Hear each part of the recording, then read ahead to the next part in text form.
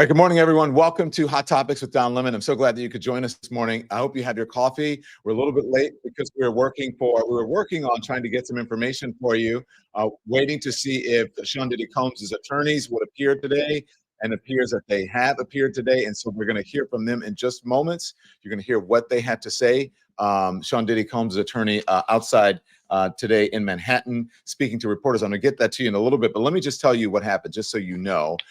Look at this. This is a headline. Check it out from the New York Post. Of course, you know the New York Post is, so they have salacious headlines or whatever, but it is a scandalous piece in the New York Post this morning. It is all over. It broke last night. We did an emergency broadcast last night. In case you missed the breaking episode last night, music mogul Sean Diddy Combs was arrested yesterday evening. Diddy is, they call him, or P. Diddy or Puff Daddy or whatever. Combs was arrested Monday night at the Park Hyatt Hotel in Manhattan, taken into custody by Homeland Security investigators. The charges and the details of the case against Combs are unclear. It is unfolding now as we speak. If we get new information, producers, please keep checking, because we just saw his attorney outside of the courthouse. We're going to play that for you in just moments. The arrest was based on an indictment that is expected to be unsealed this morning, according to a statement by Damian Williams, who's a U.S. attorney for the Southern District of New York. The Southern District of New York, guys, nothing to mess around with. If they get their hooks into you, it's problematic, okay?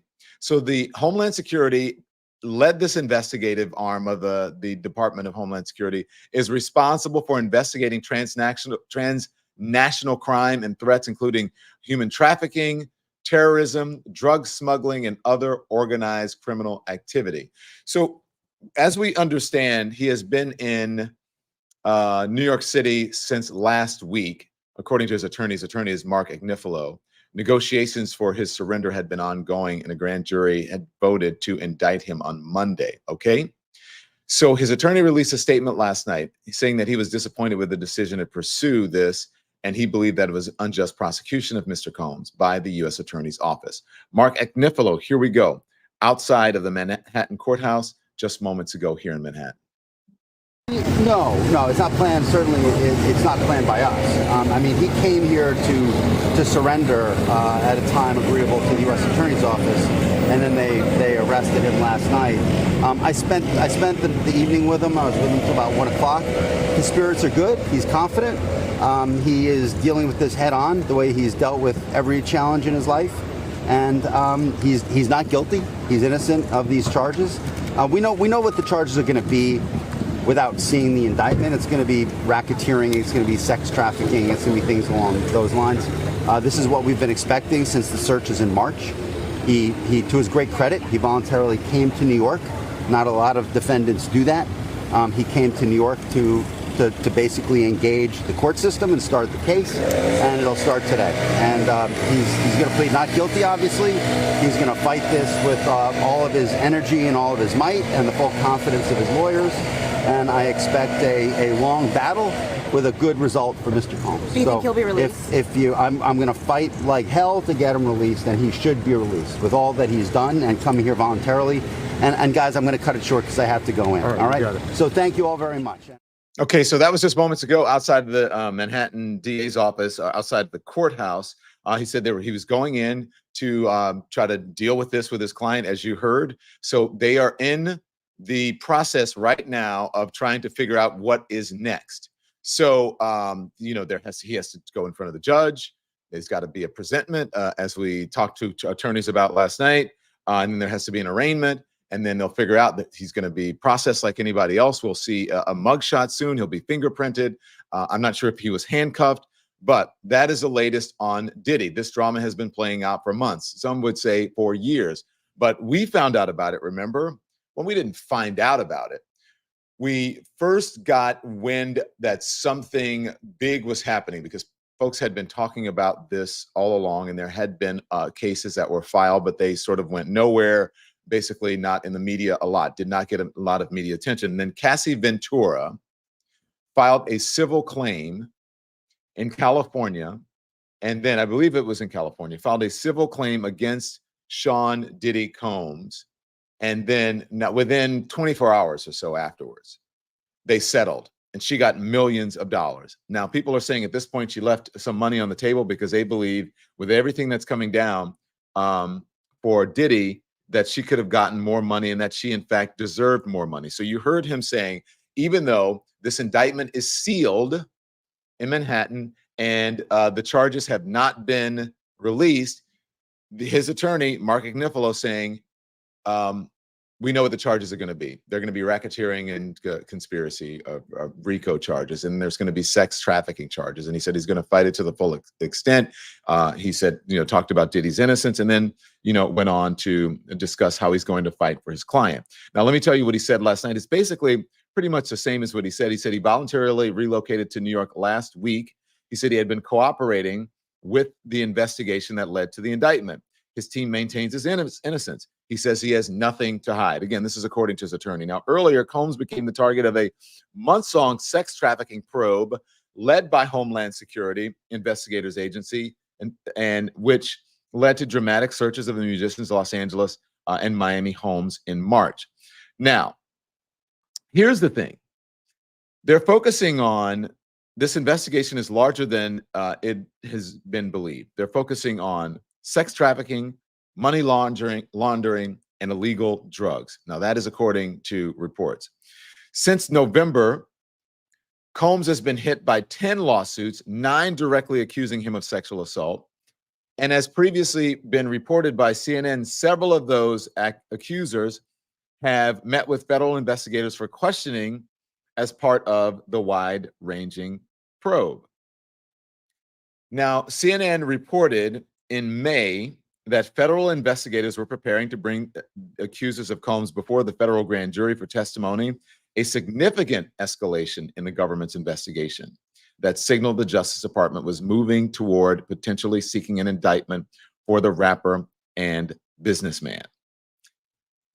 So, on and on. So now we know what's happening. So Cassie Ventura is claiming that she was brutally assaulted in a Los Angeles hotel in March of 2016. Not only is she claiming it, that videotape came out proving what Cassie had been alleging all along. Now she's saying, she has claimed that there was abuse above and beyond that, and was paid handsomely for it. So now you see Sean Diddy Combs arrested by Homeland Security, no doubt, no less. Now, can you imagine in all of your time of hearing about Diddy, P. Diddy, what have you, that you would see him being arrested and charged by Homeland Security? This is new, just coming out, okay? This is breaking news. The indictment has been unsealed, or the charges have been released. Diddy has been charged with 3 counts: racketeering, conspiracy, sex trafficking by force, fraud or coercion, and transportation to engage in prostitution. So if we can get that up somehow on the screen so that people know what we're talking about. Diddy has been charged with 3 counts: racketeering, conspiracy, sex trafficking by force, fraud or coercion, and transportation to engage in prostitution. So basically the charges are racketeering, conspiracy, sex trafficking, and transportation to engage in prostitution. Those are serious. I'm not an attorney. But when you have the Southern District of New York, these are the folks who are prosecuting and brought charges against presidents, who have brought charges against mob bosses, who have brought charges against high-profile officials and criminals. When they get their hooks in you, that is problematic. Innocent until proven guilty. Don't get me wrong. But in order for them to do this and act in this manner with someone who has the means to fight them and sue them to the end, Diddy has billions, if not a billion, billions of dollars, lots of money, millions and millions of dollars, to raid his homes in Los Angeles and Miami, to drag his name through the press and to file these charges, Diddy's in a world of hot water. He's in a world of hate. I don't have to tell you that. There will be some who are, that is from the TMZ is reporting, Diddy indicted on sex trafficking, racketeering, kidnapping charges from TMZ and from the folks who are at the courthouse. Keep an eye out because the attorneys will be coming out. People will be making statements. Now, not only is he facing, these are criminal, federal, serious charges, he's facing a mound of civil charges as well. There was just a man who filed civil charges against Diddy. I don't think that he responded, and the judge granted him I think it was $100 million. Now, I don't know if that's going to stand in court. According to the attorneys that I have spoken to, they said they don't believe it's going to stand, but it's a way to send a message to Diddy that he has to respond to these charges and he has to take them seriously. Now, that's a civil case. In a criminal case, he has no choice. They come get you. And so, as we know, Diddy had been living in Miami. Folks thought that he was going to flee and go to Bali and do, something similar to what's his name did. Sorry, senior moment, no coffee. And in order to avoid prosecution. So let me know what you guys think. This is our hot topics. I usually don't get Russell Simmons. Thank you very much, Jay West. Russell Simmons is who I was thinking about. I had a late night last night. Not just from working, not from anything else. So Russell Simmons, thank you everyone who's saying that. They thought that he was going to go to Bali and flee to Bali, but he didn't. He showed up here in Manhattan. He's been here last week. Diddy was out walking with his son in Manhattan last night before he was arrested. Now, it had been said from what I read that they were going to wait at least until Wednesday to figure out charges or what have you. But then they decided all of a sudden to take him into custody last night. I don't know what accelerated the process. I'm not exactly sure why. But for years, you guys know that people have been talking about Sean Diddy Combs and that there were these strange sex parties. I'm just saying, this is nothing. I know it sounds salacious. That there were these sex parties at night and they called them the Diddy parties. And, no Diddy has now become a term that means nothing gay, right? Because there have been charges from both men and women. Perhaps they arrested him so quickly because they believed that he was a flight risk. Thank you, Tang Pak 2. That was where I was going to next. Maybe they thought he was a flight risk because he has a means, he has an airplane, and then he would somehow try to flee to Bali or some other place to avoid prosecution on this.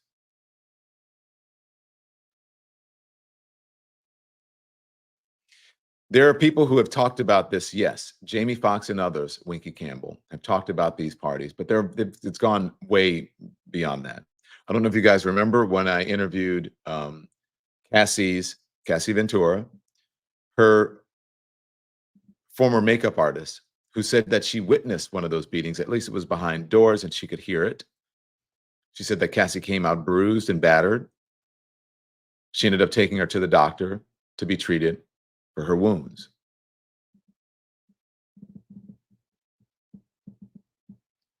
So, what do you guys think? Let me know. I don't know if someone asked if Russell Simmons was charged with. I'm not sure. I think Russell Simmons was accused by folks. I'm not sure if he was officially charged. Again, I have not done my homework on that.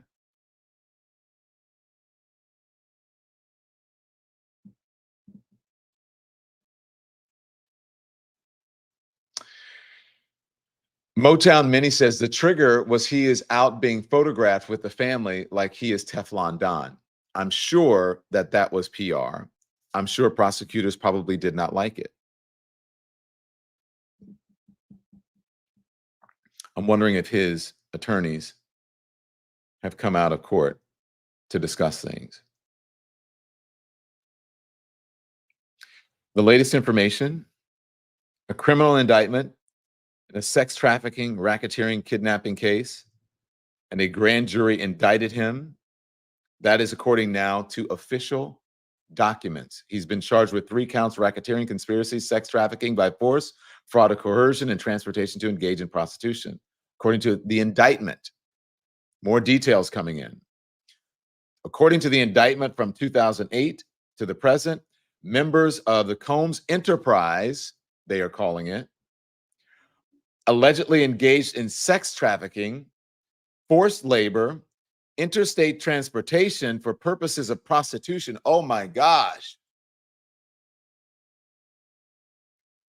Guys, this is some serious shit. Coercion and enticement to engage in prostitution, narcotics offenses, kidnapping, arson, bribery, and obstruction of justice. Let me read that once again, because I cannot convey to you just how serious this is. I did not expect all of this to come out of this indictment, did you? Now listen to these charges. According to the indictment, from 2008 to the present, members of the Combs Enterprise, that's the racketeering charges. That's the RICO charges. They're treating him like a mob boss. A crime family. This is language you get from La Cosa Nostra. This is John Gotti stuff. Members of the Combs Enterprise allegedly engaged in sex trafficking, forced labor. He traffics people for sex. Women or men, I don't know. I haven't saw the indictment. It's not specifying. Forced labor. He forced people to work. Allegedly. Interstate transportation for purposes of prostitution. Coercion and enticement to engage in prostitution. Narcotics offenses. Kidnapping. Arson, which means that would lead me to believe. You guys know what the arson thing is? Because I know there was an incident of something that's triggering some memory. If you guys can remember, wasn't there something with arson or something was set fire? I don't know, unless it was a destruction of evidence, again, allegedly. But I remember there was something. There was a fire, there was something. Bribery and obstruction of justice. Damn, Diddy.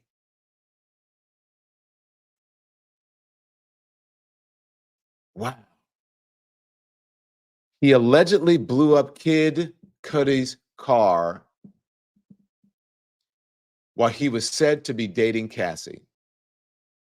He blew up Kid Cudi's car for dating his girlfriend, Cassie. Again, I have to say allegedly.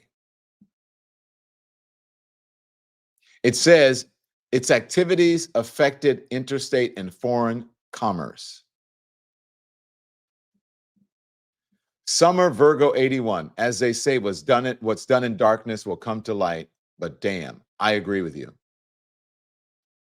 So you guys know about the Kid Cudi and the car that blew up. That is the arson part of it. Who is accusing him of forced labor? I would imagine a lot of that is coming as well in those civil charges. Civil charges that were filed by Dawn Richards, who says Diddy was her former boss,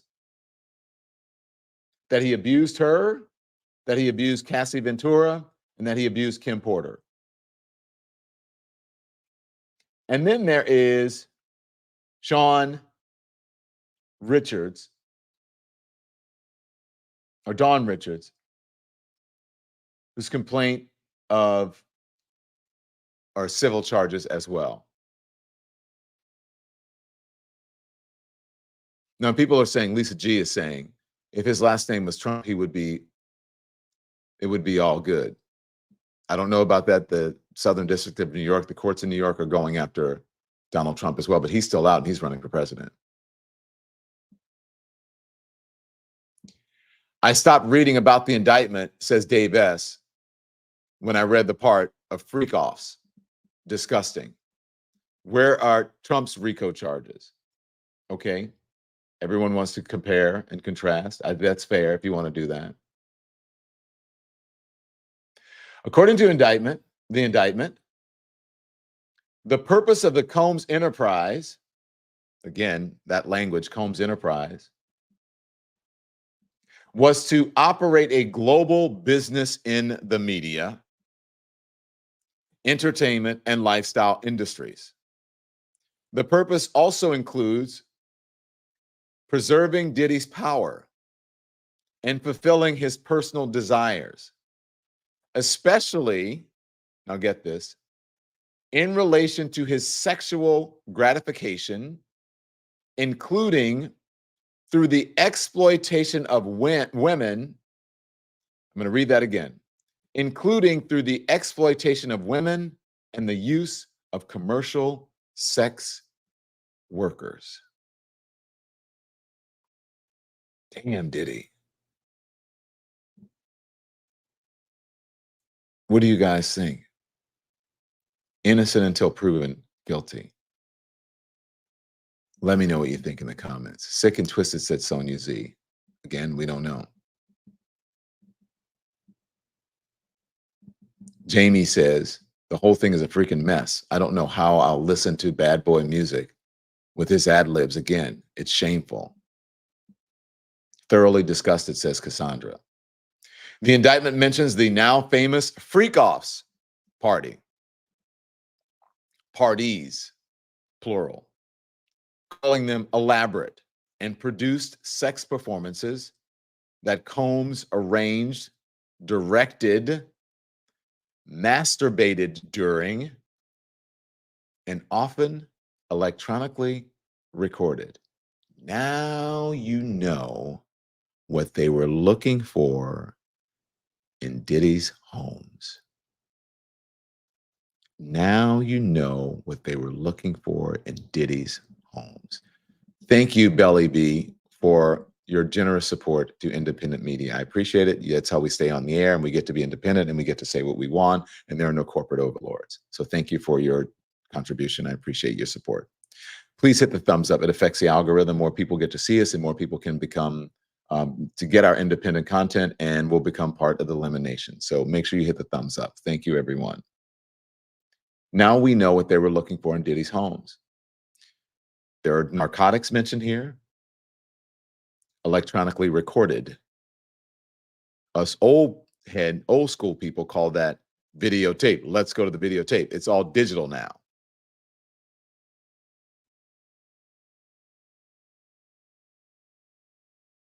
But it is still being recorded. I'm going to do that again.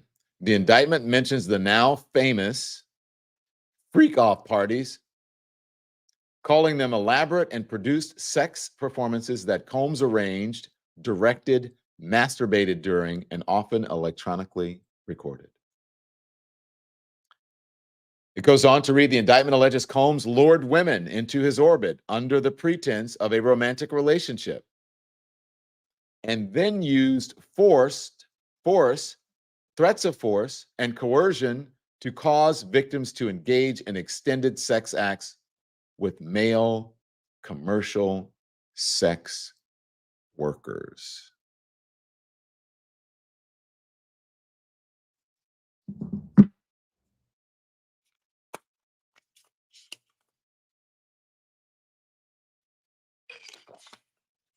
Didn't want to believe those rumors, but still feeling for the victims. Legendary. Thank you. Thank you for your generous support. Legendary says, Diddy rubs shoulders with switch famous bishops. This is fixing to get real ugly. I don't know if any of that is true, but I think there's more to come. Someone said R. Kelly all over again in the comments. That is Felicia D. Felicia, you ain't never lied. You ain't never lied. This is R. Kelly all over again, and this is going to get worse, and I fear that more is going to come out. Legendary, I got you. I know what you said. I got you. There was a typo. Fix it in the comments. Tell me what you meant to say, and I'll read it for you. But thank you for supporting independent media. You're looking so good, Mr. Lemon. Thank you, Damien, After Dark. Let me tell you what happened this morning. I got ready because I had such a late night last night because I was working.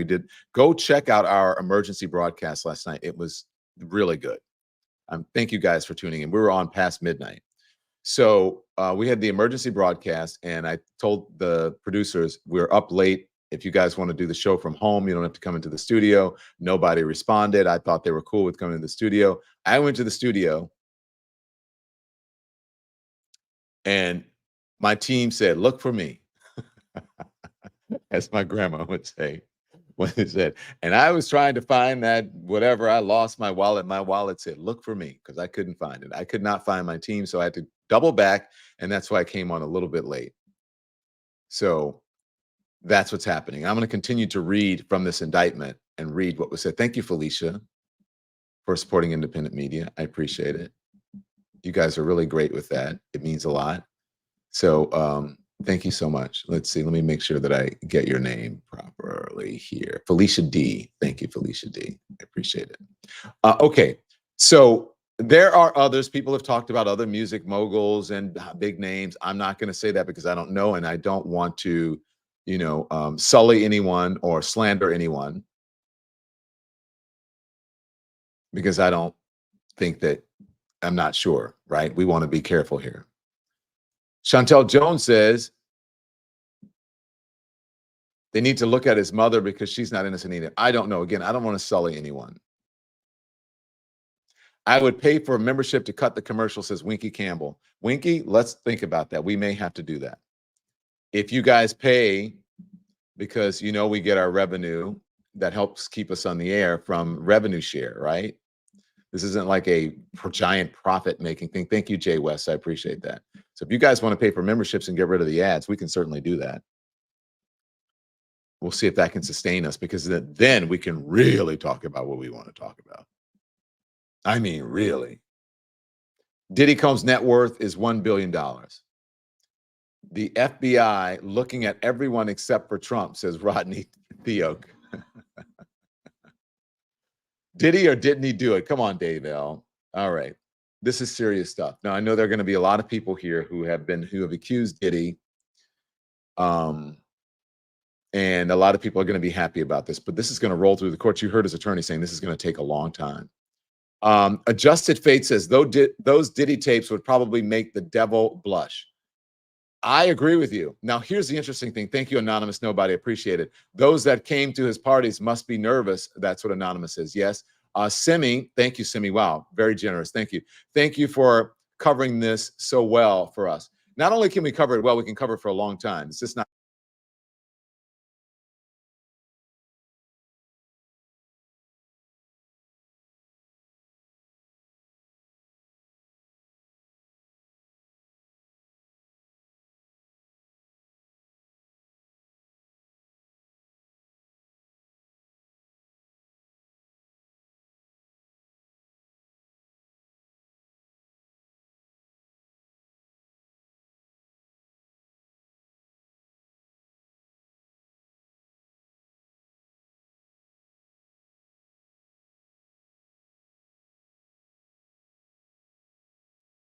Don, you're muted right now. Oh, the indictment can be updated. I'm muted right now. Sorry, I hit it. I hit the mute button.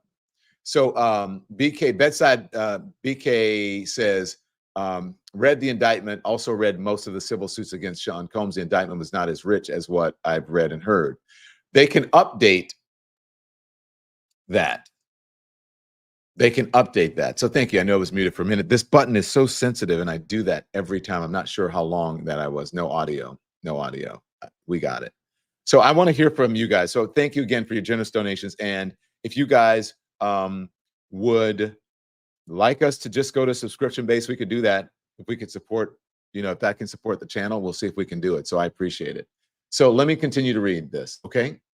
So I'll start where I left off, and I'm going to reread. The indictment alleges Combe lured women into his orbit under the pretense of a romantic relationship and then used force, threats of force, and coercion to cause victims to engage in extended sex acts with male commercial sex workers.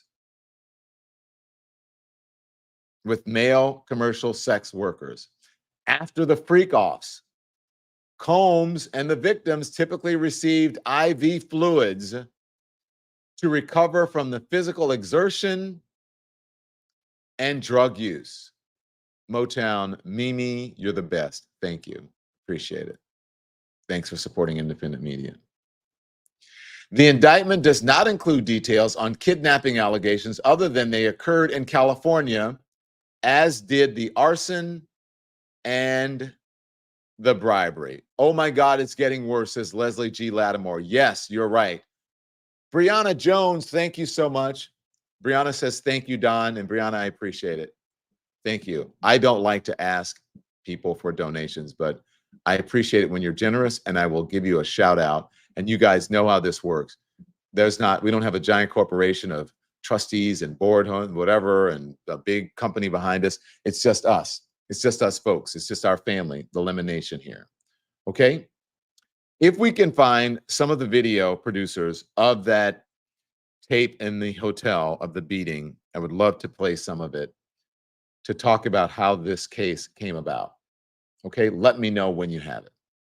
Andy, you can talk. I don't mind the audience hearing you. Let me know what we have. And if we get any new information, please, let me double check here. This is all happening. It's breaking as we speak. Breaking as we speak. Stand by for news, everyone. Okay?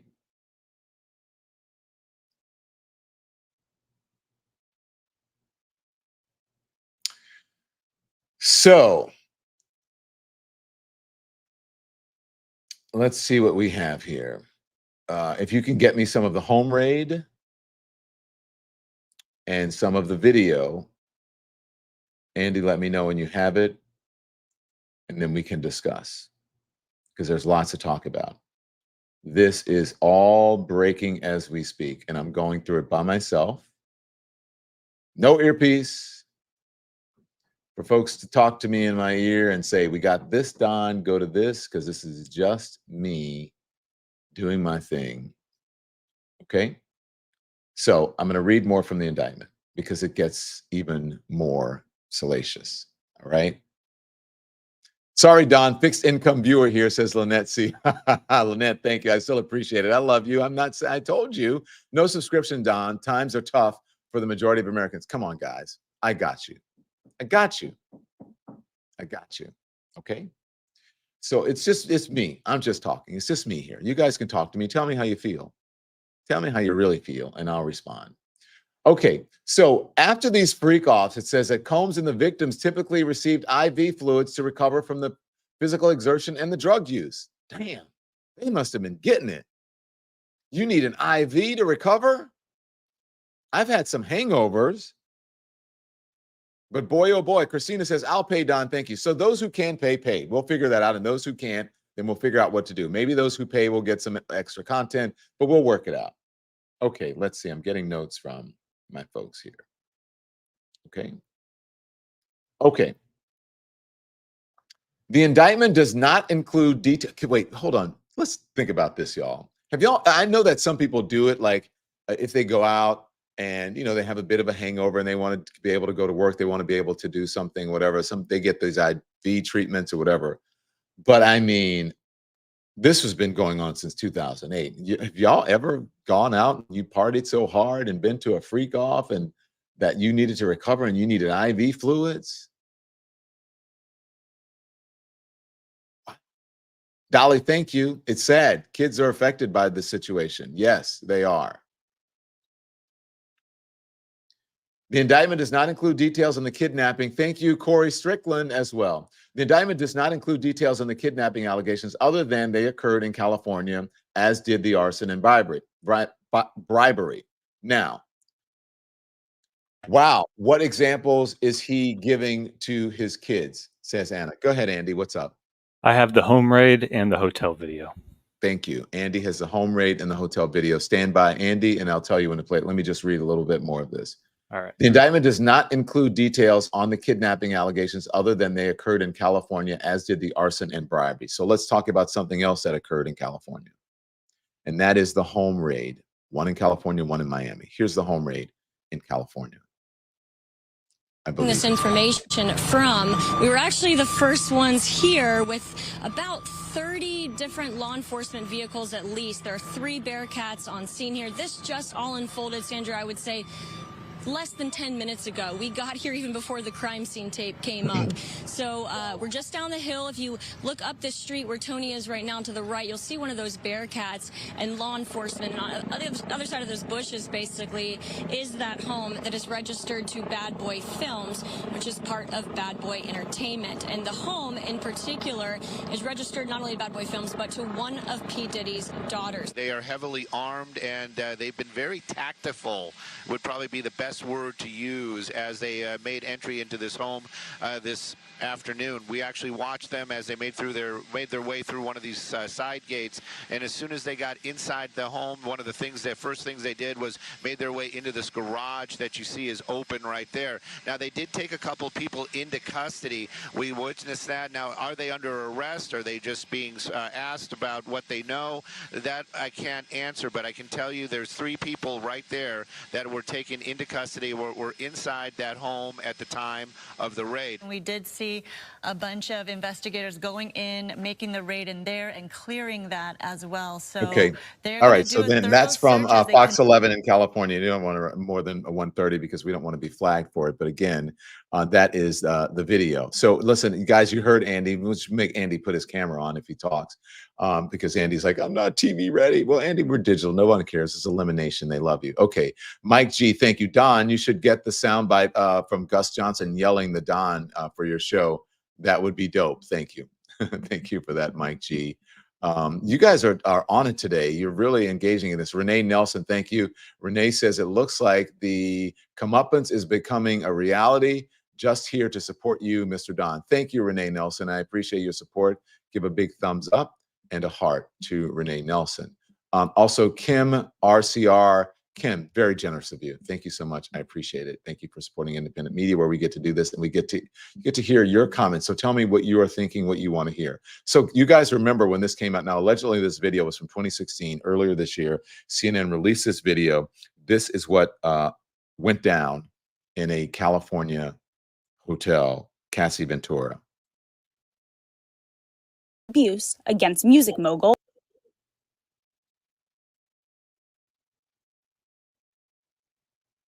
So Diddy running down the hall in the towel,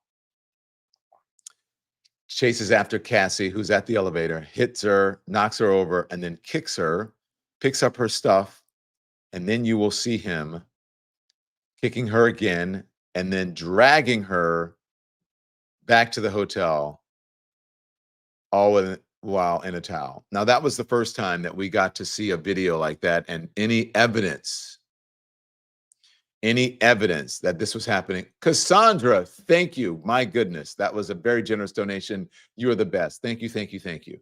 Make sure you hit the thumbs up as well, because it affects the algorithm and more people will tune in, okay? So thank you. Wow. After seeing that video, I want to know what you think and hearing about the charges. There's more information to tell you about, okay? Because it gets even more salacious, all right? That occurred in California, the house raid. There was also a house raid in Miami. Diddy eventually went to Miami for a bit and was staying there. And then last week came back to New York Thank you, Jenny H. I'm so glad you have your own YouTube channel. I am as well. Diddy is done, says Kim Smith. And then he came back to New York last week to cooperate with investigators, according to his attorney. Okay. As for the drug charges, they allegedly involve the intent to distribute narcotics, including cocaine, oxycodone, Xanax, GHB, the date rape drug, MDMA, and ketamine. Well, damn. If they were using all of this, no wonder they needed an IV. Again, allegedly. No wonder they needed an IV. Now, everything that I'm reading is coming from the indictment. This is coming from the federal investigators from Homeland Security. So this is all, again, these are accusations. But if they were doing all this, I would have needed a gurney. The drugs, they allegedly involve the intent to distribute narcotics, including cocaine, oxycodone, Xanax, GHB, the date rape drug, MDMA, and ketamine. Well, damn, did he? They were having a good old time.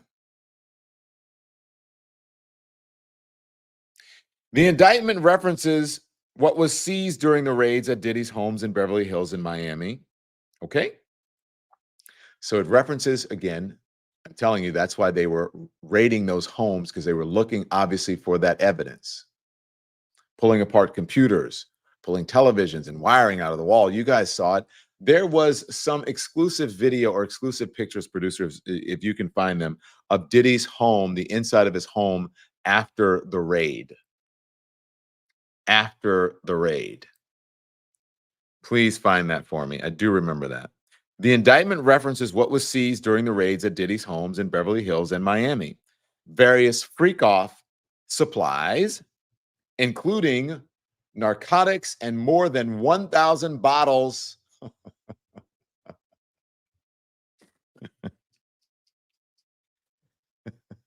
Sorry. Sorry, y'all. That caught me off guard. I don't mean to laugh.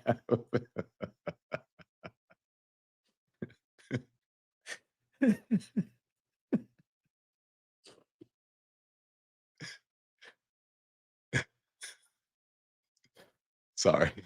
I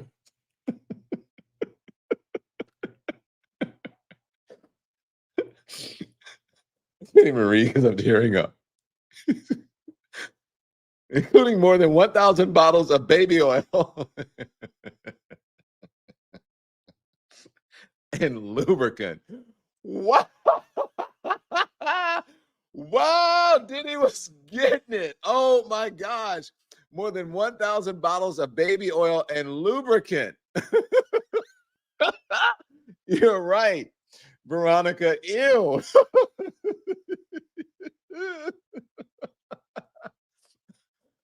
Oh my gosh, I don't mean to laugh because this is serious stuff, but damn, 1,000 bottles of baby oil? 1,000 bottles of baby oil and lubricant. They were slipping and sliding in there. Wow. Thank you, Yo-Yo. Thank you, Dawn. I am waiting for the feds to have a discovery of evidence. P. Diddy will make a deal before he goes to jail. Look, they have to be amenable, open to a deal in order to do. I'm done. Y'all, let me read this again. All right, because I'm sorry. Slippery. Doing it in the dark. Doing it in the park. Doing it in the park. Doing it after dark. Oh yeah, you guys remember that? Okay, so the indictment references what was seized during the raids at Diddy's homes in Beverly Hills and Miami, various freak-off supplies, including narcotics and more than 1,000 bottles of baby oil and lubricant. They also seized firearms, including 3 AR-15s, y'all. with defaced serial numbers and a drum magazine. So look, I don't know who defaced those serial numbers. What happened? Rub the Ludi Ponce, rub the lotion on the skin. It rubs the lotion on its skin. Woo! 1,000 bottles, baby oil. Okay, so listen, this gun stuff is very serious. Defaced serial numbers. Now, I don't know who defaced the serial numbers, if he bought them that way, if it was acquired, if it was, look, most likely it was on purpose. But if you deface the numbers of a firearm in order to try to hide, the ownership of the gun, to try to, the traceable evidence of the gun, that's some serious shit. Now, possessing 1,000 bottles of baby arms, not a crime, and lube, not a crime, suspicious, unusual, remarkable. In some ways, in some circles, I'm sure it would be commendable that you had that much to do and give and stamina. I mean, woo! You know who is saying, thank goodness. Shay Shay is like, thank goodness I'm out of the headlines. My little thing involved no videotape, just a little sound and none of the other stuff. So Shay Shay is like, thank you, thank you, thank you. Thank you, Diddy, for taking me out of the headlines. The indictment also includes allegations of violence against women. Serious. He's alleged to have assaulted women by striking, punching, dragging, throwing objects at and kidnapping them. We saw some evidence of that in the videotape in the hotel room. It references a March 2016 incident at an LA hotel captured on video. There we go. And this is clearly referencing the Cassie indictment. And there is more. Prosecutors say in late 2023, following public allegations of crimes, Combs and his associates would pressure victims and witnesses, including through attempted bribery, to stay silent. Isn't that witness tampering? Which is serious as hell. Bribery is serious as hell. Witness tampering, too, will get you in the slammer. If convicted on all counts, Diddy faces decades in prison. Decades in prison. His lawyer, Mark Agnifilo, said going into the courthouse that he will fight like hell. I played that soundbite for you to get his client released on bail. Agnifilo said his client is not only not guilty, but outright innocent. That was played at the beginning of the broadcast. Can we please replay the attorney so that we can catch up the people who may have just signed on? Diddy's attorneys outside of the courthouse just moments ago. Here it is.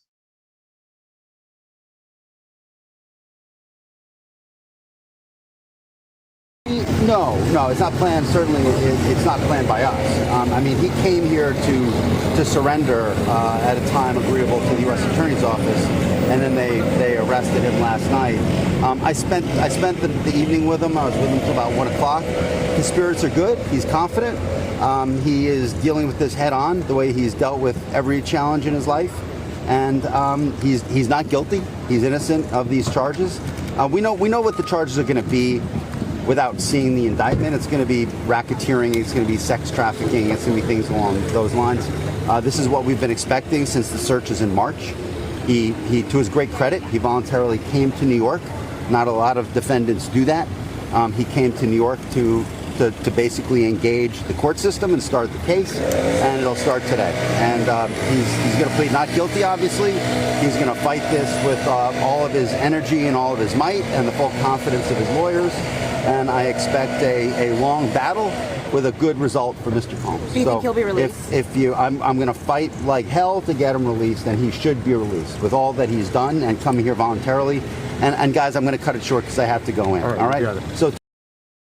Okay, so there you go. Diddy charged, indicted on sex trafficking, racketeering, and kidnapping, right? That's what's going on. Now, his attorneys said that they're going to fight it, and there's going to be more information to come.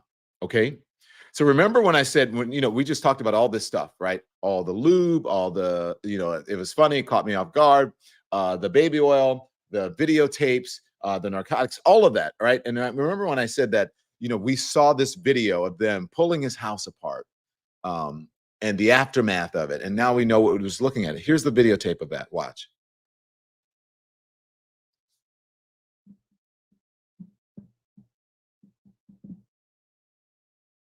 Now look at that. So that's his electronic system.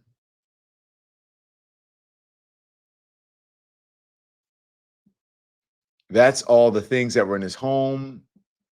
According to TMZ, that's how his home looked after it was raided. So they were pulling wires, they were pulling hard drives, they were pulling alarm systems, they were taking stuff out of safes. I mean, they were doing it. Cell phones, computers, electronic equipment, everything. They went in and raided the hell out of that house. Look at that. Look at all those sneakers and clothes and all of that stuff. They went through everything in this man's home. And all of this stuff, look at that. All the closets, all the nooks, all the crannies, all the crevices, everything, they went through it. And that is where they're getting all of this evidence from Diddy, from both of his homes. Okay, thank you. That's enough of TMZ. We don't want to go over. We don't want to be flagged for it. But there you go. Now you want to know how they got all this stuff? That's how. Make sure you hit the thumbs up. Thank you very much for Nappy Child. You're always looking out for the lemon. You're always looking out for me, and I really, really appreciate it.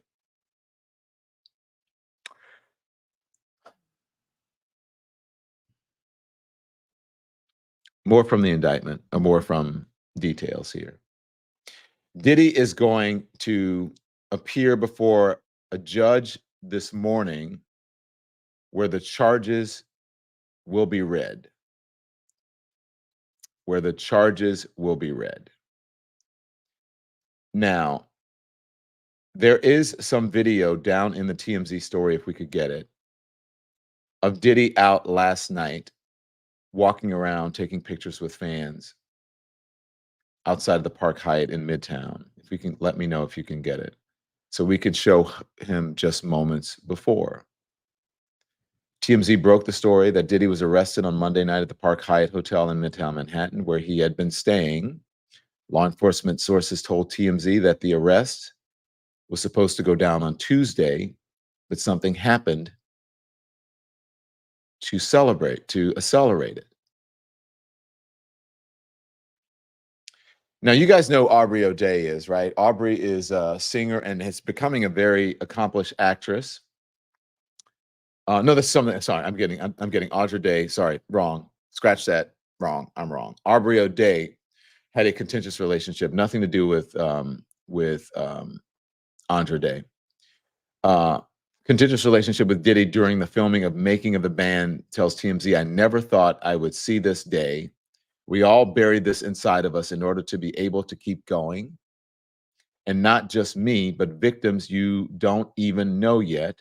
We are all processing what that type of vindication can actually feel like now. Every conversation I have had with victims last night has been beyond moving on all levels." Again, that is Aubrey O'Day, not the actress I was mentioning. Sorry. So again, wrong. Scratch that. I was wrong. I apologize. Nothing to do with with each other. Homeland Security swooped in on Monday evening and took Diddy, into custody. He's expected to appear before a federal judge on Tuesday, as I said, where the charges will be read. Now, the statement last night went into more detail about who the lawyer said that and believed that Diddy was. He said, Combs is a music icon, a self-made entrepreneur, loving family man, proven philanthropist who has spent the last 30 years building an empire, adoring his children, and working to uplift the Black community. He is an imperfect person, but he is not a criminal. 30 minutes before the arrest, Diddy was outside the hotel chatting it up with the fans. Hours before the arrest, he was walking with his son, Christian King Combs, on the streets of New York. Those are the photographs. Him outside of the hotel. Go ahead, Andy. What did you want to say? Did you want to say something? Oh, there's videotape of it.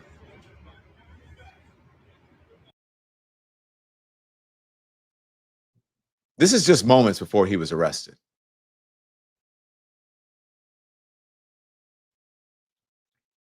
Just moments before he was arrested, out with his son, shaking it up, shaking hands with fans. Thank you for running that. So hours before his arrest, he was walking around with his son, Christian King Combs, on the streets of New York. He had been in New York for several days. Sunday, there's video of him in Central Park chilling, appearing to be unaware of what was going down. And there's video of that as well, of Diddy in Central Park. So there you have it, people. Now, I will get back to the Diddy story. My producers are keeping watch outside of the courtroom to see what is going to happen with the Diddy story. And we're going to update you. I want to update you on some other stuff, though. Trust me, we're going to get back to Diddy, okay? I know Diddy is the big story. If there are any more details coming up, you will get them, okay? So hold your horses, cool your jets. There's more to talk about, okay? And again, we will get back to it just as soon as we get more, and the producers will alert me as soon. But there's some other stuff, some other shit that I want to talk to you about, because this is messed up, right? So you had the Trump assassination attempt, which should not have happened. We don't wish ill will on anyone. Diddy, anybody. Everybody should be safe. So this assassination attempt is really causing something, Republicans and Trump and MAGA to have this very strange sort of reaction where they're projecting onto Democrats basically what Donald Trump has been doing for decades now. Okay? He calls her Comrade Kamala Harris, accusing Kamala Harris of instigating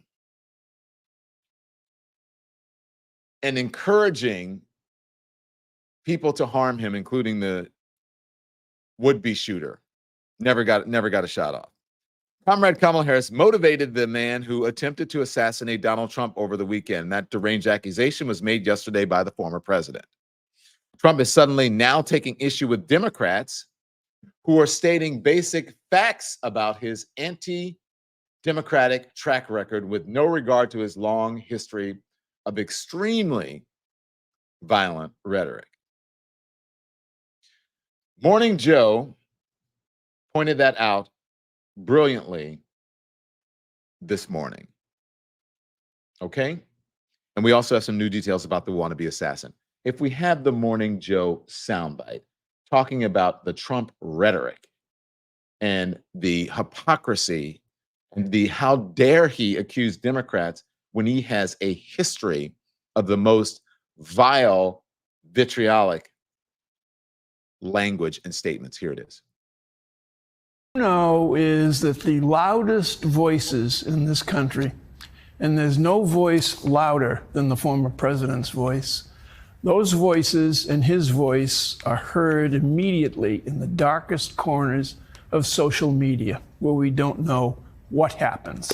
You don't know what happens out there when someone grasps the seed of an idea planted by a loud voice, a loud, cantankerous voice. What we do know is that there are many, many people in this country who haven't really paid attention to this enough. Pay attention, America. Pay attention to what's happening around us. Pay attention to the anger, the fake anger. Pay attention to the false charges made against immigrants, in this case, Springfield, Ohio, Haitians, okay? Yesterday, in Florida, the U.S. attorney in charge of the Southern District in Florida, his name is Mackenzie LaPointe. He's a Marine Corps veteran of the Gulf War. He's an immigrant. He was born in Port-au-Prince, Haiti. He's like millions of other Americans who live here who are immigrants. Pay attention to what's happening around us, please. Yeah. Thank you for that, Mike Barnacle on Morning Joe this morning.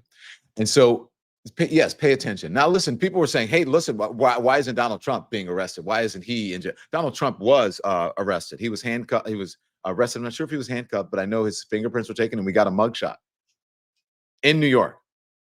He's going through the process. Hit the like and subscribe, please. Thank you very much for that. He's going through the process. People are saying, hey, you know, everyone's flipping out about Diddy. What about Donald Trump? That is accurate. What about Donald Trump? Now, he is trying to, again, this assassination on his life should not have happened. You want to take down the rhetoric? You want to lower the temperature? I completely agree with that. But in order to do that, the example must come from you. To say that Kamala Harris, Vice President Harris, President Joe Biden, Barack Obama, anyone in the Democratic Party, that the rhetoric is equal, that's bullshit. That's a false equivalence. That's a false equivalency. That is false equivalency, I should say. A false equivalent. There is no comparison to the shit that comes out of Donald Trump's mouth on an almost daily basis, where he is demeaning people, the vitriolic language, the name calling, the petty, and not even just that, but the stuff on social media that he says, that he writes about. You want to know? You want evidence of what Donald Trump, if he wants to accuse people of inciting, violence through language, okay, fine. But let's play his language for him. A compilation of the Trump rhetoric now that he is accusing Kamala Harris of doing it. Let's play what he says. Here it is. This is the day we take our country back. So I got a little notice, in case you see, the security guys, we have wonderful security guys. They said, Mr. Trump, there may be somebody with tomatoes in the audience. So if you see somebody getting ready to throw a tomato, knock the crap out of them, would you? Seriously. Okay? Just knock the hell. I promise you, I will pay for the legal fees. I promise. I promise. They won't be so much because the courts agree with us, too. What's going on in this country? We will fight for America like no one has ever fought before. 2024 is our final battle. It's our final battle. We're going to win that battle. We're going to turn this nation around. We're going to make America great again. America first. But it's our final battle. It's the last battle. It's the last shot at it. Because they're down the road. They've taken it down the road with corrupt elections and lots of other things. With you at my side, we will demolish the deep state. If we don't win on November 5th, I think our country is going to cease to exist. It could be the last election we ever have. I actually mean that. We don't win. I think this could be the last election we ever have. Comrade Kamala Harris, you're fired! You're fired! Get out! Get out! She shouldn't be there anyway. She got no votes. She's a threat to democracy, right? That's what they say. They always say, okay. Donald Trump. Okay, so we get it. Look, Crooked Joe, Crooked Hillary. As a matter of fact, let's play. This is me last night. I went on to Aaron Burnett's show last night to talk about my book and also to talk some politics, right, on CNN, back at the mothership that I used to work in my same studio. Aaron and I shared the studio. So it's always, a surreal experience going back. But I pointed out as well on Aaron's show exactly what Morning Joe was pointing out this morning. And I think I did it in a concise manner to get people to understand the bullshit of saying that it's Democrats only who are doing this. Here it is. It's going to, you know, I'm sure some people will be surprised by this, by at least the effort, I think it's right to sort of lower the temperature. But for Donald Trump and his folks to say, and J.D. Vance to say that it's Democrats who are causing this. Right, you just heard J.D. Vance say that. That's an issue. I wrote down some notes when I saw it. Do you mind if I read this? Yeah, no, because you know what? Actually, I want you to know you were sitting just off, I was just sitting set when we played the J.D. Vance. And I'll just get through some of it. So he's called everyone who works in this building the enemy of the people. Yep. Right? We had pipe bombs sent because he kept calling us the enemy of the people, and that CNN was fake news. Crooked Joe, Crooked Hillary, Crooked Kamala, Comrade Kamala, deranged Jack Smith, bird brain Nikki Haley, bloodbath if he's not elected. There won't be another election if he's not elected. Bringing drugs, they're bringing crime, they're rapists, poisoning the blood of our country, destroying the blood of our country, which was something that was Hitler-esque. Communist, Marxist, fascist, left-leaning that live like vermin. Sons of bitches to NBA players. Shithole countries. Haiti was one, and now he's blaming Haitian immigrants for things. Blood coming out of her wherever, as he talked about Megyn Kelly. And so if Donald Trump wants Kamala Harris and others to stop saying that he is a threat to democracy, then he should stop threatening democracy. Perhaps he shouldn't be trying to overturn elections, overthrow the government, and inciting insurrections if he doesn't want people to be honest about what he is, who he is, and what he's doing. What he is, who he is, and what he's doing. Everything that Donald Trump says, everything pretty much now that comes out of J.D. Vance's mouth, I think is a projection. I think they're telling on themselves. That's what I do believe. Now, again, this is beyond the shooting. As I said, this should not have happened. The Secret Service did their jobs. I want to commend them. They did their jobs. To me, that's the story. The Secret Service did their jobs, didn't get a shot off, didn't have a high-speed chase. Nobody was hurt. Got the man in custody and did a really professional job. Now, all of this other stuff about, you know, the rhetoric, whatever, that is all election and campaign bullshit and just, you know, rhetoric, right? They're trying to turn things around. They're worried that, you know, that the momentum that the vice president is, that she's gaining, that she's receiving, and they're just trying to turn the message around. Someone is sitting in a room going, you know, he's had these 2 attempts or whatever, and no one is doing it. They don't believe to, as someone we know tweeted, no one is trying to, not me saying this, but they're saying this. No one is doing it to the other side or the other folks, which should not have ever been said. So someone is sitting in a room saying, how do we capitalize on this? How do we capitalize? It's our guy, right? So we can say the things that they're saying that are true about him, we can turn it into a lie. And we can capitalize on it and say, hey, look, they're the ones who are saying that I'm a threat to democracy, that I have fascist tendencies. Even though those things are true, let's try to get them to stop saying it, and let's inject into the American psyche somehow and get all of our people to say they're the ones who are inciting the violence with the rhetoric. It's all a game. That's what they're doing. So don't fall for the okie doke.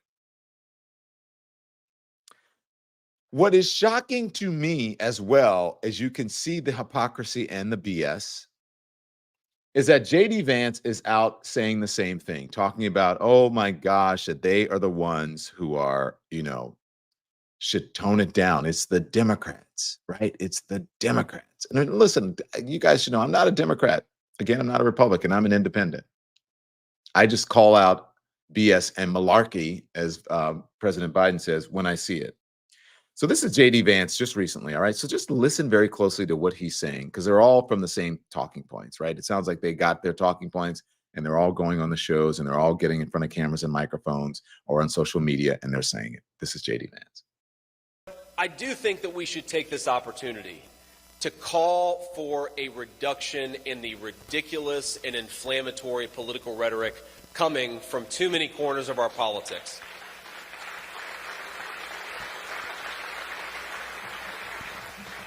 Look, We can disagree with one another, we can debate one another, but we cannot tell the American people that one candidate is a fascist, and if he's elected, it is going to be the end of American democracy. We cannot, as a person affiliated with Kamala Harris has said, that we need to, quote, eliminate Donald J. Trump. A New York Democratic congressman has said that in the past. If you tell the American people that this person is the end of democracy, if you tell the American people that this person needs to be eliminated, most of them, thank God, are going to ignore you, but some crazy person is going to take matters into their own hands and actually listen to the crazy rhetoric that you're putting out there. Now, JD Vance, how about if you tell people Donald Trump is Hitler?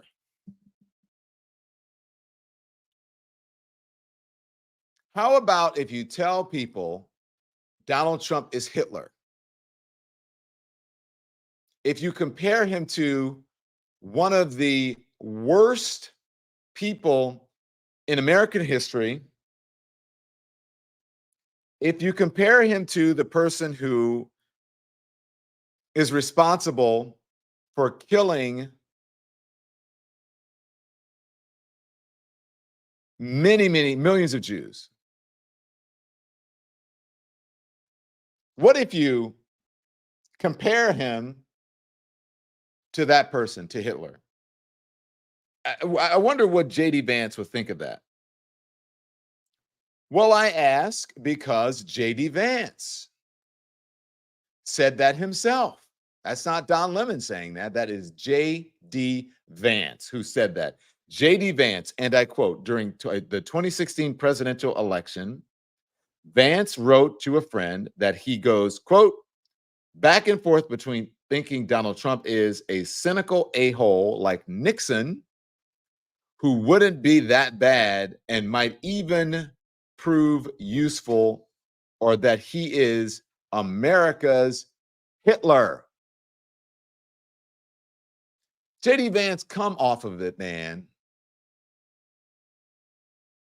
You are out there just dancing and saying things because you want to be the vice president, because you want power, because you want to be, you wanted to be a senator, you want to have power. That's what you said. JD Vance once feared, it's according to The Guardian. Okay? JD Vance once feared Donald Trump might be America's Hitler.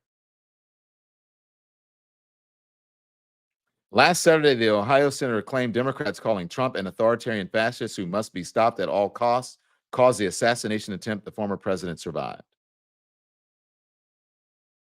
But on Monday, after Trump made Vance his vice presidential pick, worries about Vance's own authoritarian leanings came straight to the fore.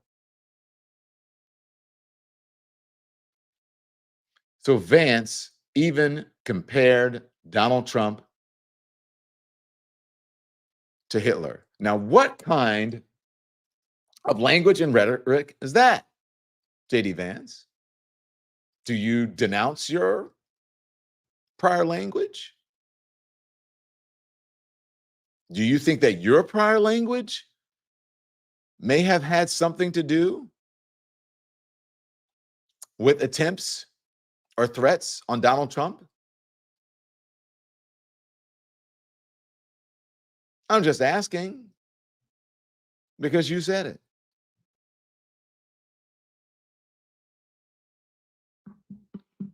If you're going to have rules for other people, then you have to have the same rules for yourself.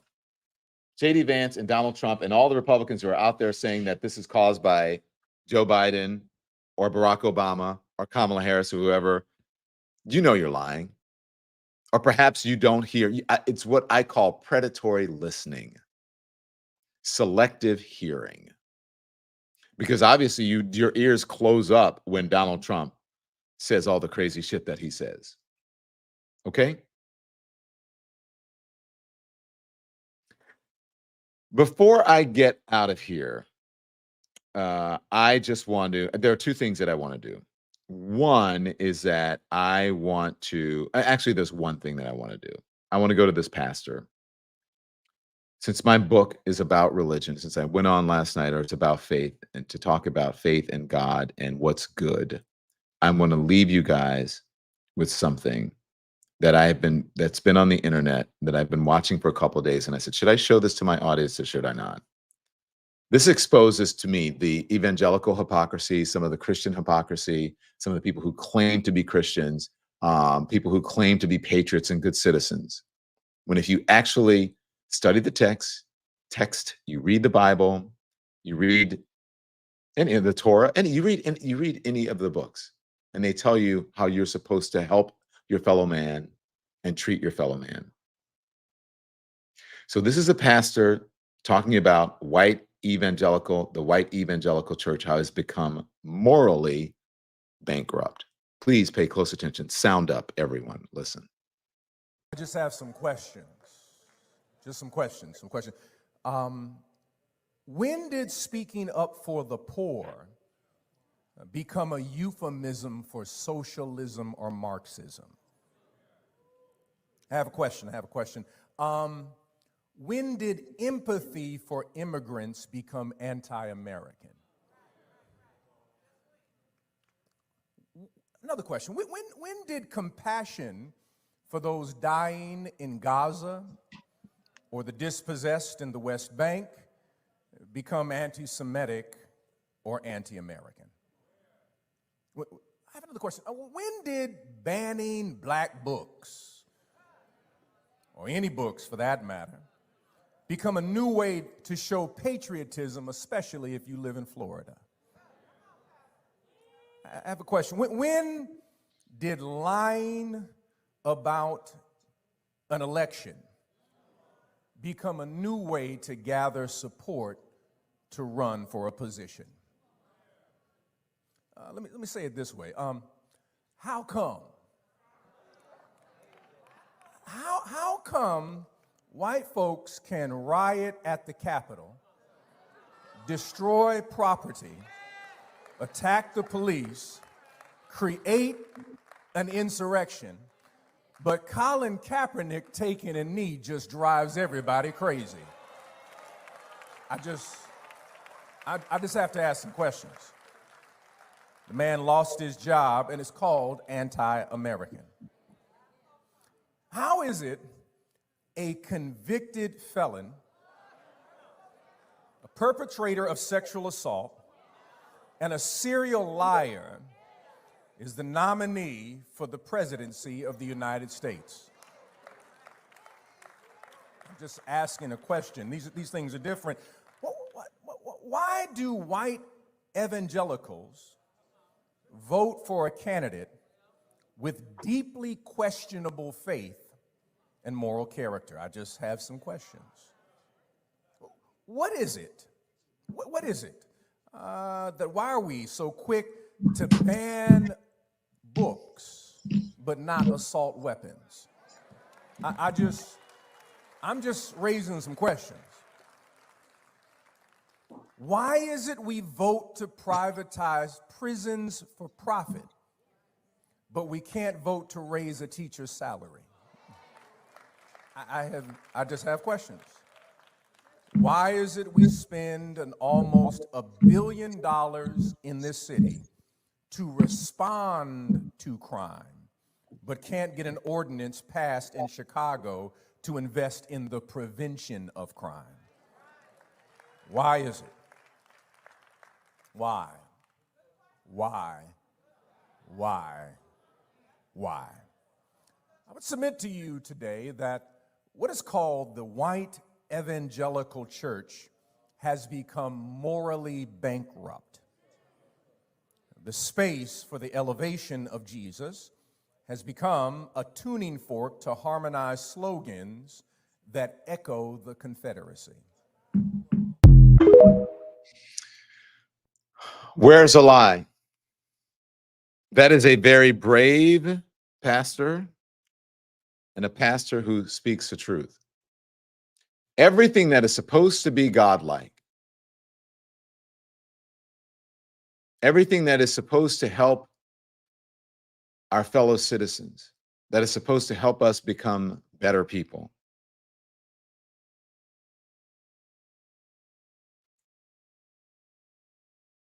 has somehow become a political cudgel. Oh, you can't, the immigrants are bad people. Not, how do we help people who are coming into this country? How do we help the situation where they're coming from so that they don't have to come into this country? And how can we work together to try to fix the situation of immigration? What happened to that? How is it that it's trying to have a social safety net for the least of us? How has that become bad? How is that not, when you try to understand people who are different than you, perhaps members of the LGBTQ community, trans people, Black people, interracial marriage, people who are in interracial marriages, people who are of mixed race. Instead of trying to understand that, how has it become something that is bad, that people of different ethnicities get together,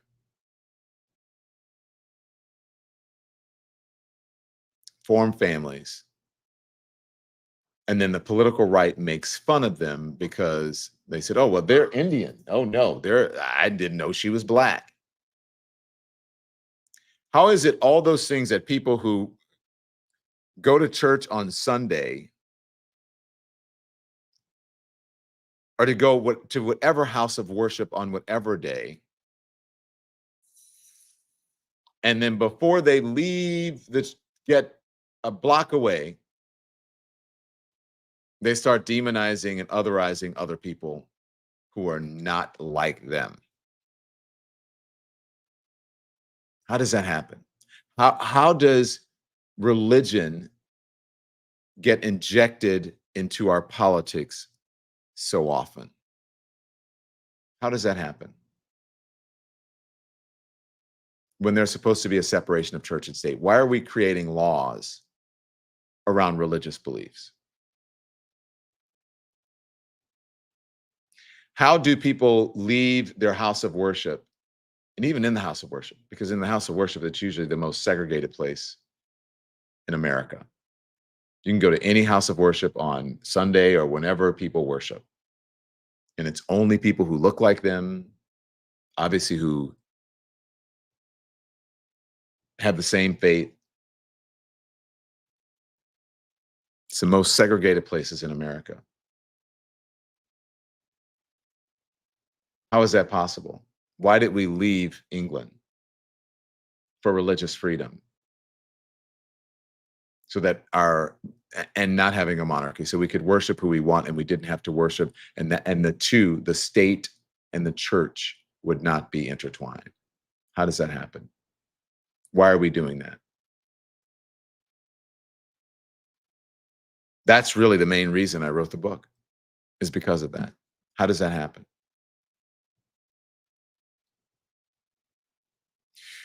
So I'm going to leave you with that to ponder that, and I would encourage you, please hit the thumbs up before you get out of here. And I would also tell you to please stay tuned.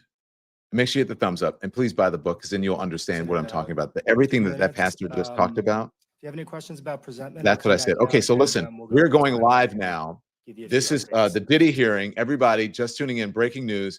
This is the Diddy hearing about to start in Manhattan, where they're going to answer questions and talk about the charges, and we're going to carry it for you here live on the Don Lemon channel, on the Don Lemon Show. It is about to get started.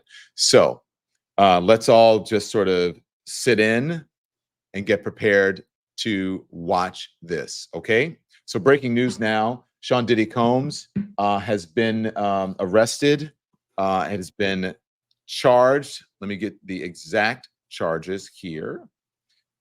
From the producers here. So here are the charges from Sean Diddy Combs this morning. He was arrested and charged with, crap, where do I have it? I had the exact language. I know what it is, but I just want to make sure that I get the exact language and that I get it. Okay. He has been charged with 3 counts: racketeering, conspiracy, sex trafficking by force, fraud or coercion, and transportation to engage in prostitution. According to the indictment from 2008 to the present, members of the Combs enterprise allegedly engaged in sex trafficking, forced labor, interstate transportation for purposes of prostitution, coercion, and enticement to engage in prostitution, narcotics, offenses, kidnapping, arson, bribery, and obstruction of justice. If you are just tuning in, signing on to our show, we have been covering what is happening with Sean Diddy Combs in Manhattan. He came to Manhattan last week to cooperate with prosecutors. He had been living in Manhattan, was supposed to be arrested a couple of days from now, or what the decision as to arrest him or not was supposed to happen a couple of days from now. Morning, But then everyone. they My name is decided Damian to do it. Williams. Here I'm we the go, U.S. Damian Attorney Williams, here in the Southern District U.S. of New Attorney, York. Southern District. Let's listen Today in. I'm announcing the unsealing of a 3-count indictment charging Sean Combs with racketeering conspiracy, sex trafficking, interstate transportation for prostitution. The indictment alleges that between at least 2008 and the present, Combs abused, threatened, and coerced victims to fulfill his sexual desires, protect his reputation, and conceal his conduct. As alleged in the indictment, to carry out this conduct, Sean Combs led and participated in a racketeering conspiracy that used the business empire he controlled to carry out criminal activity, including sex trafficking, forced labor, kidnapping, arson, bribery, and the obstruction of justice. Let me say a little bit more about the charges. The indictment alleges that Combs abused and exploited women and other people for years, and in a variety of ways. As alleged, Combs used force, threats of force, and coercion to cause victims to engage in extended sexual performances with male commercial sex workers, some of whom he transported or caused to be transported over state lines. Combs allegedly planned and controlled the sex performances, which he called freak-offs, and he often electronically recorded them. The freak-offs sometimes lasted days at a time, involved multiple commercial sex workers, and often involved a variety of narcotics, such as ketamine, ecstasy, and GHB, which Combs distributed to the victims to keep them obedient and compliant.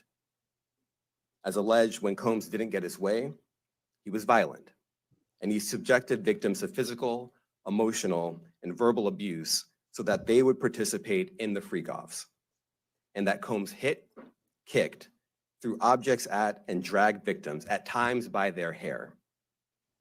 On one occasion in March of 2016, that conduct was captured on video and later reported in the media. Specifically, Combs kicked, dragged, and threw a vase at a victim in a Los Angeles hotel when the victim was attempting to flee. As alleged, these assaults often resulted in injuries to the victims, which took days or weeks to heal. In addition to the violence, the indictment alleges that Combs threatened and coerced victims to get them to participate in the freak-offs. He used the embarrassing and sensitive recordings he made of the freak-offs as collateral against the victims. And the indictment alleges that he maintained control over the victims in several ways, including by giving them drugs, by giving and threatening to take away financial support or housing, by promising them career opportunities, by monitoring their whereabouts, and even by dictating their physical appearance. Because of all of this, the indictment alleges that the victims did not believe they could refuse Combs without risking their security or facing more abuse. The indictment also alleges other acts of violence undertaken by Combs and others, including violence against witnesses to his abuse, kidnapping, and arson. The indictment alleges that on more than one occasion, Combs carried or brandished firearms to intimidate and threaten victims and witnesses. Now, Combs did not do this all on his own. As I mentioned, Combs has been charged with RICO conspiracy. He used his business and employees of that business and other close associates to get his way. Those individuals allegedly included high-ranking supervisors in the business, personal assistants, security staff, and household staff. The indictment alleges that those individuals facilitated the freak-offs. They booked the hotel rooms and stocked them with the supplies, including drugs, baby oil, personal lubricant, extra linens, and lighting. When the hotel rooms got damaged, they helped clean it up. They arranged for victims and commercial sex workers to travel for the freak-offs, and they delivered large quantities of cash to Combs to pay for the commercial sex workers. The indictment also alleges that they helped Combs cover up his crimes. During the March 2016 incident at the LA hotel that I mentioned earlier, a member of the hotel security staff intervened, and Combs attempted to bribe the staff member with a stack of cash to make sure that what happened was kept quiet. And as the indictment alleges, in late 2023, after public allegations were made about Combs's crimes, he and others pressured witnesses and victims to stay silent, including by making phone calls to witnesses and victims and giving them a false narrative of what they had experienced. And as alleged, Combs used others to help conceal his abuse by monitoring and preventing victims from leaving a location in order to hide their injuries, or by locating and contacting a victim who had attempted to flee. As part of this investigation, in March of this year, special agents from HSI executed search warrants at Combs's residences in Miami and Los Angeles. They also executed a warrant for Combs's electronic devices. During those searches, agents seized evidence of the crimes charged in this indictment. They seized firearms and ammunition, including 3 defaced AR-15s and a large capacity drum magazine. They also seized evidence of the freak-offs, electronic devices that contain images and videos of the freak-offs with multiple victims. And they seized cases and cases of the kinds of personal lubricant and baby oil that Combs' staff allegedly used to stock hotel rooms for the freak-offs, more than 1,000 bottles altogether. Here are some of the items that we recovered during the searches.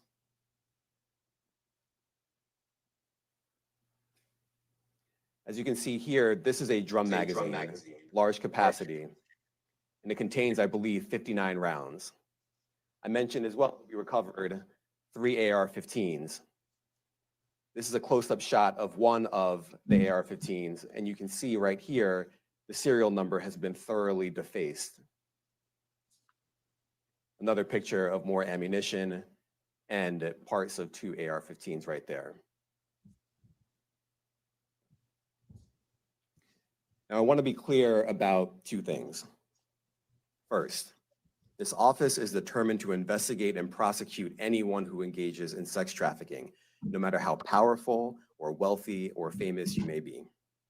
No one should doubt our commitment on that. A year ago, Sean Combs stood in Times Square and was handed a key to New York City. Today, he's been indicted and will face justice in the Southern District of New York. Oof. Wow. Second, we are not done. This investigation is ongoing, and I encourage anyone with information about this case to come forward and to do it quickly. Anyone with information can call 1-877-4HSI-TIP.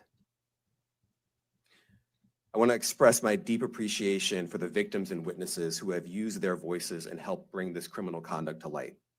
We would not be here without them. I also want to thank the dedicated case agents on the HSI Trafficking in Person Squad in New York. They have been with us since day one and have worked tirelessly on this investigation. They will continue to be invaluable partners to us.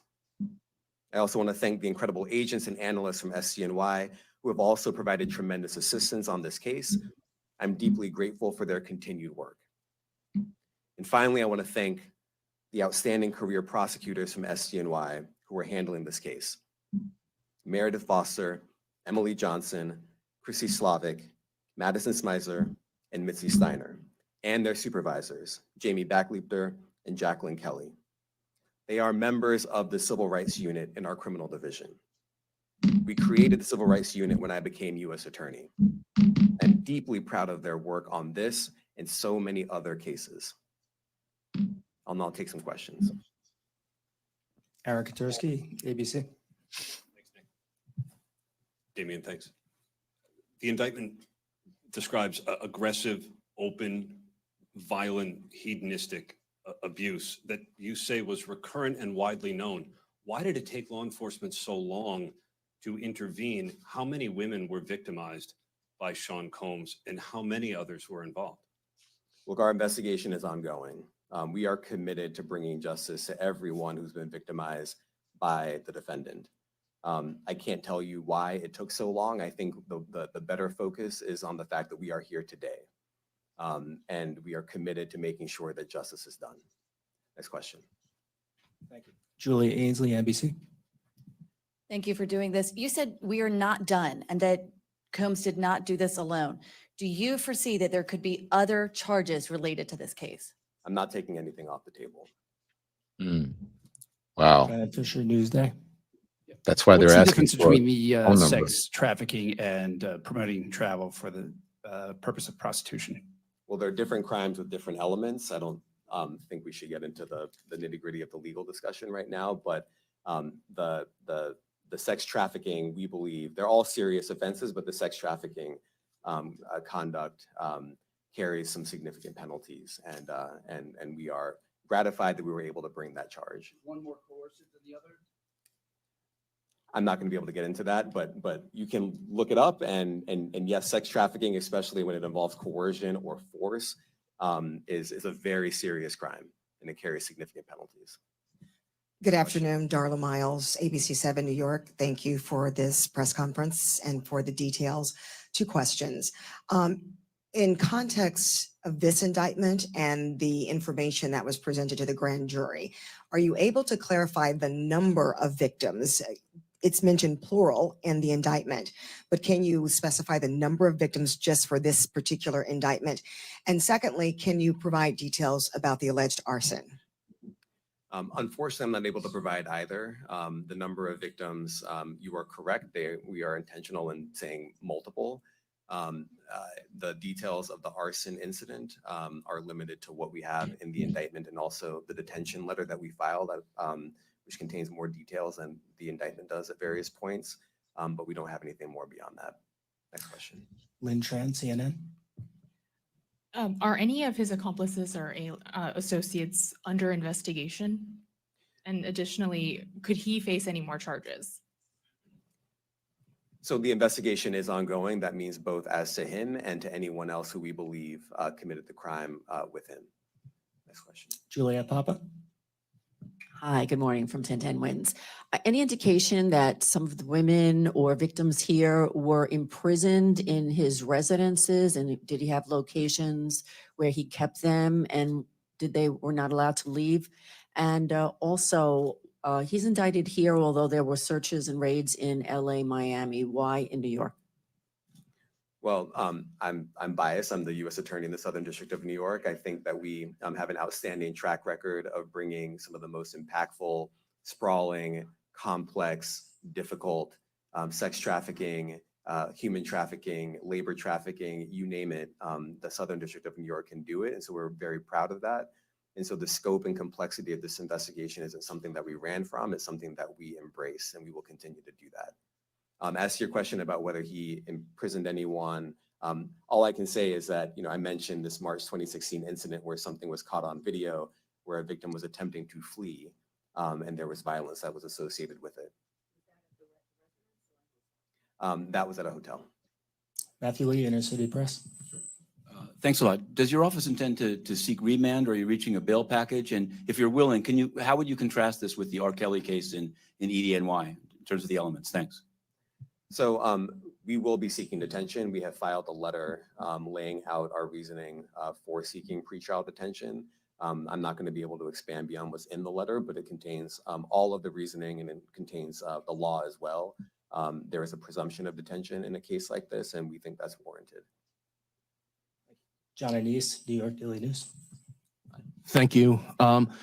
I was hoping to get some more detail about the searches of his residence, the guns, the cases of lubricant, and the videos. Where were they found amongst his residents? Were they all scattered around the houses in one place? I kind of wanted to just get a better picture of how that stuff was found. Well, look, I think that some of the details that you're seeking are in the detention letter. So, for instance, some of the AR-15s. 2 of the 3 DeFace AR-15s were found in his bedroom closet in Miami, broken down into parts along with magazines with ammunition loaded in them. So some of that detail is in the detention letter.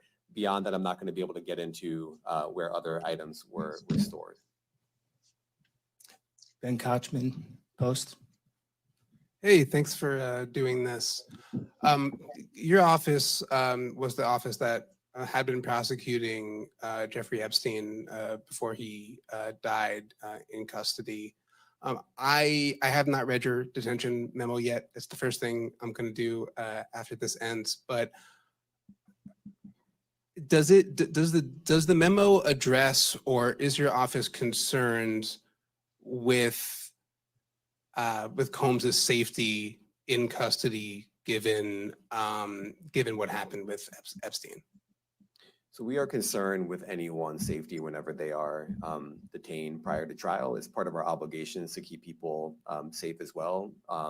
It's part of the criminal justice system. So, but I do not draw any sort of connection between Jeffrey Epstein's suicide and what may or may not happen to any other defendant while they are detained pre-trial. And of course, the decision whether to detain the defendant will be up to a judge. Our position is that pretrial detention is warranted under the law and based on the facts of this case. And I'll leave it at that. Are some of the prosecutors on this case some of the same prosecutors that had been handling that or that worked on the Maxwell case? So I'm not going to get into the staffing. I will say that this team, this group of AUSAs, this incredible group has been working on this case around the clock, and they've had their hands full. Next question. Gus Rosendale, NBC News. Good morning, sir. Combs' attorney said that his client has been cooperative with investigators. He said that this morning. I was wondering if you would have a reaction to that. Let me just say this. I think that generally with increasing frequency, the word cooperative or cooperating has taken on tremendous elasticity, and it no longer really bears any relation to what the word means when we use it in a very specific context. So responding to lawful process and the like does not qualify as cooperation when we use that term here. Mike Sisak, AP. Thanks. To that end, was there any discussion of Mr. Combs surrendering? I understand he was taken into custody at a hotel in Manhattan last night, and maybe that wasn't the plan. Can you elaborate on how that came about and why that was? I'm not going to be able to get into any sort of operational details as to how he was taken into custody and when. He is in custody right now. He will be appearing in court later today. Was there any discussion of him surrendering, given they claim he's cooperating? I'm not going to be able to get into law enforcement tactics or operations.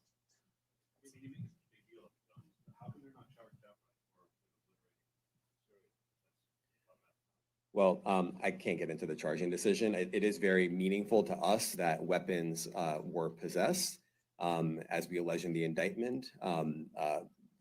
Part of the reason why this conduct was so pervasive and harmful was because victims and others didn't necessarily feel comfortable denying him his wishes, as we allege, because of the presence of firearms. I should leave it there.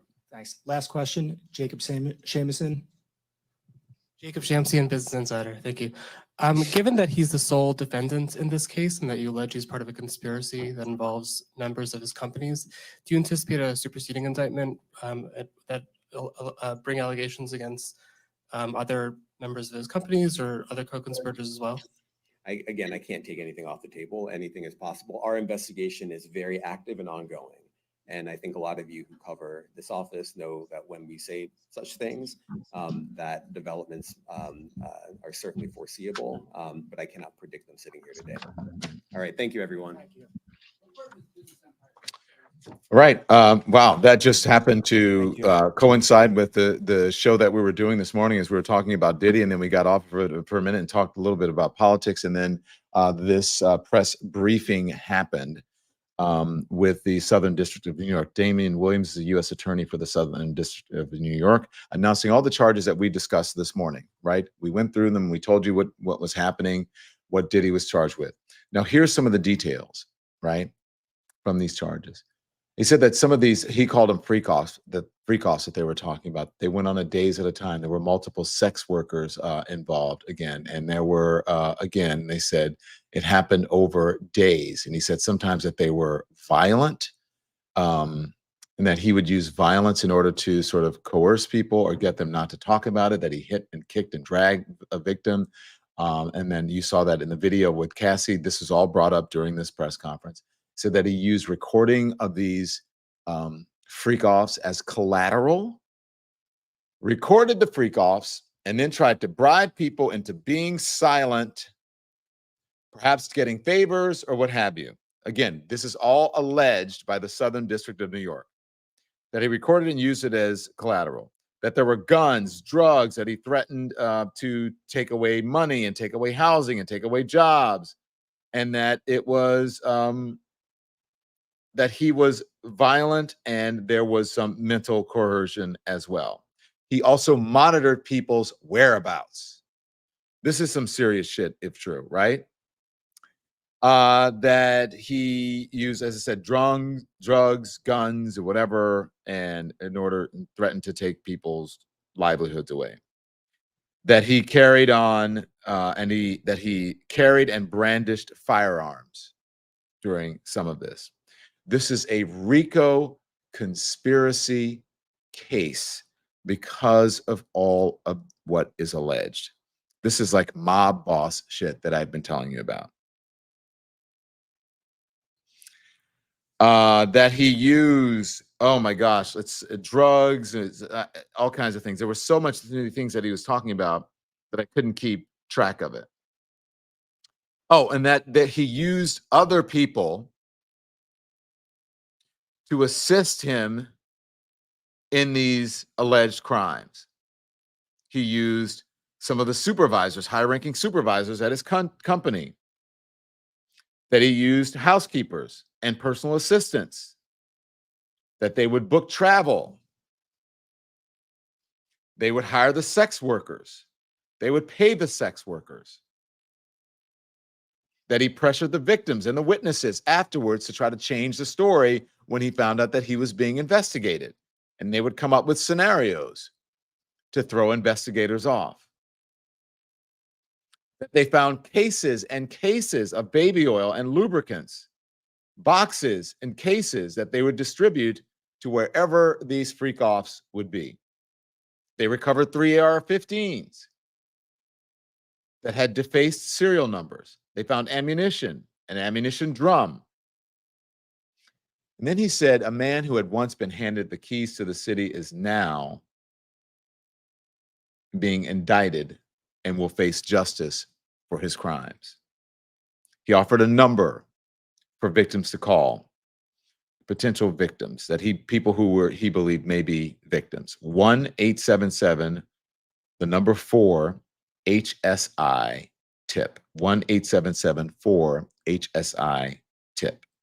When asked if there could be other charges, he says, we are taking nothing off the table. When asked about the number of victims, he said he didn't want to give count, that there were multiple victims. When asked about the arson, he said that there were no more details that he wanted to give. He was asked about Jeffrey Epstein. This is the same Southern District of New York that prosecuted Jeffrey Epstein, that indicted and charged Jeffrey Epstein, who went to prison and then committed suicide. Asked by a reporter if he was concerned with Combs' safety, considering what happened to Epstein, and he said he did not equate the two cases, Jeffrey Epstein's capture case nor suicide, with this one. Then he also went over to the screen and showed what was some of the evidence that had been collected. Damian Williams, U.S. Attorney for the Southern District of New York. So there you have it. According to the SDNY, he is not cooperating. That's what they say. Now, the moment that I am waiting for, because this has been announced publicly, I'm waiting for his attorney to come out to discuss and to refute, because you know he will, what U.S. Attorney Damian Williams has said. So everyone, listen, there's really nothing else to say. You know the whole story. You've been with us the whole time, I would assume, and if you haven't, then you heard from Damian Williams that Sean Diddy Combs has been charged. He's been indicted. He is in custody now. When asked about, whether he's going to get out, he didn't really respond to that. So there you go. That is the end. I appreciate you joining us this morning, which has almost gone into afternoon. 3 more minutes and it'll be the afternoon. According to Duncan Stewart, who says his attorney seems competent and focused. Yes, but I would have to say the Southern District of New York, this Damian Williams, by the way, who is the first Black U.S. attorney in the Southern District of New York, he's had his shit together. That's all I'll say. First Black U.S. attorney for the Southern District of New York, leading this press conference and leading this investigation. So everyone, I thank you for joining us. Please join us at 5 o'clock today. For our live at 5, we're going to update you on all of this, but it just so happens sometimes it's better to be lucky than good. We just happen to be on when the press conference happened, and we got to give it to you. We're working, Lemon Nation, Lemon Heads, to try to bring all the news to you, okay? So before you get out of here, make sure you hit the thumbs up. Make sure you subscribe. Make sure you like. Make sure you hit the notifications so you know that we're on. So Ludi Pond says, we'll see you at 2. You must be on the West Coast, Ludi, because we'll see you at 5 here on the East Coast. Thank you all. I really appreciate it. Thank you for helping us to build this community. Make sure you go out and you get the I Once Was Lost, My Search for God in America book. And I'm going to go at noon. In 2 minutes, I have a virtual book signing that I'm going to do. Okay? So thank you, guys. I love you, Lemon Nation. I will see you at 5 o'clock this evening. Have a great afternoon. You're all caught up now. You know everything. You're good. Go have some conversations and talk to some people and have a great day until we see you at 5.